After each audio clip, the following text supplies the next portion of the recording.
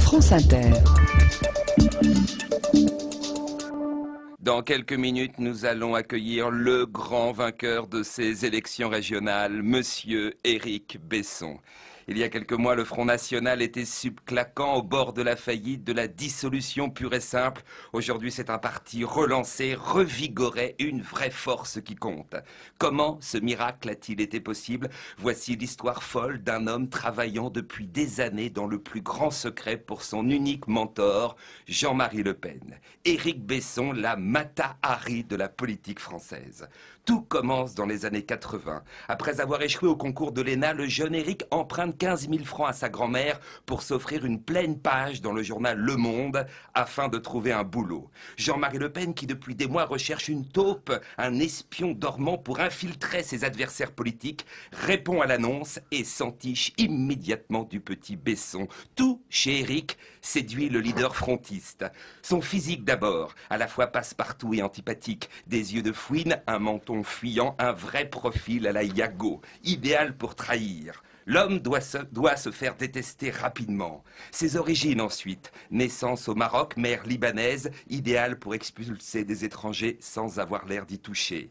Le plan diabolique de Jean-Marie Le Pen est un coup en 3 bandes. Éric doit infiltrer le Parti socialiste, démissionner avec fracas pour passer chez Nicolas Sarkozy et une fois au gouvernement, manœuvrer pour relancer les thèses du Front National. Tout est calculé, pensé dans les moindres détails pour endormir l'adversaire. Même la vie privée d'Éric Besson, son mariage avec Sylvie Brunel, une géographe babacool et écolo travaillant dans l'humanitaire, est une couverture. Éric consent à cette union mais jure infidélité, une des rares promesses qu'il tiendra.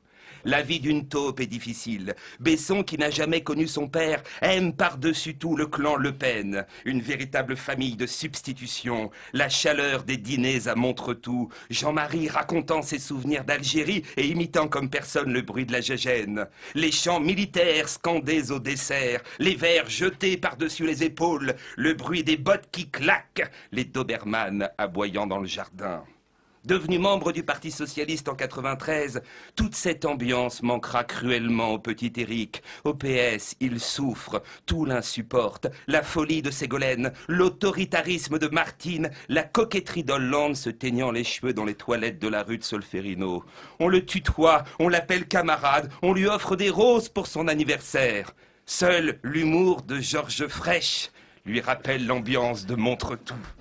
Un jour, en pleine ascension de la roche de Solutré, une balade qu'il déteste, il craque, appelle Jean-Marie et lui dit « J'ai envie d'être avec vous à la fête de Jeanne d'Arc ». En février 2007, au bord de la dépression nerveuse, Éric quitte enfin le PS pour rejoindre Nicolas Sarkozy. En janvier 2009, il réalise son rêve en décrochant le ministère de l'Immigration.